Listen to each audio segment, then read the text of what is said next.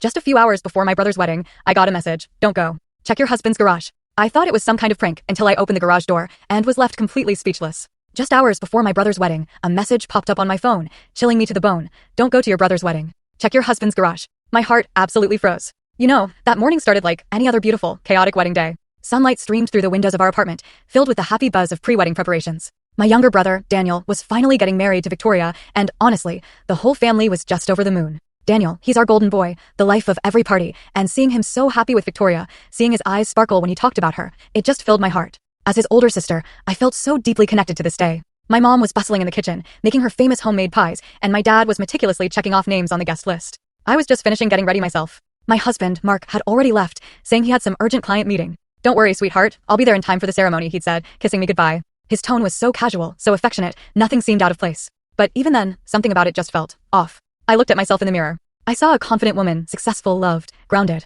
I'd been an accountant at a big firm for years, and I prided myself on my sense of order. 10 years of marriage to Mark had been peaceful, secure. Sure, we had our little disagreements, our miscommunications, but nothing major. Life felt steady, content. Or so I thought. Then my phone buzzed. An unknown number. I frowned, and this short, strange message just popped up. Don't go to the wedding. Check your husband's garage. My heart literally skipped a beat. What on earth did that even mean? Who would send something like that? I tried to shake it off, told myself it was just a prank, a wrong number.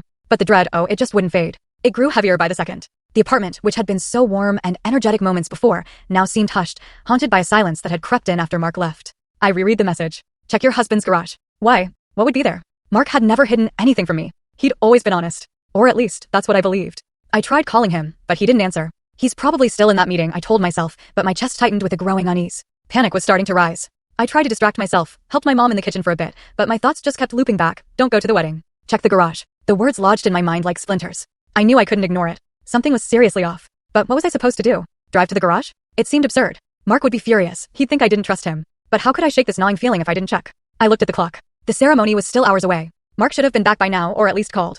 But there was nothing. And then it hit me. The spare key. Mark had once mentioned making a copy of the garage key, just in case. I racked my brain, trying to remember where he said he'd put it. And then I remembered, inside the old keepsake box, the one we kept in the closet, filled with old letters and souvenirs. My hands trembled as I opened it. There it was. A small, unassuming piece of metal that might very well shatter my world. I hesitated. Was this really worth it? Was I going to betray my own trust in my marriage because of some anonymous text? But the fear, the curiosity, the ache in my chest, they all screamed louder than my doubt. I decided to go. Quietly. Just a quick check. No one had to know. Then I could come back and pretend none of this ever happened.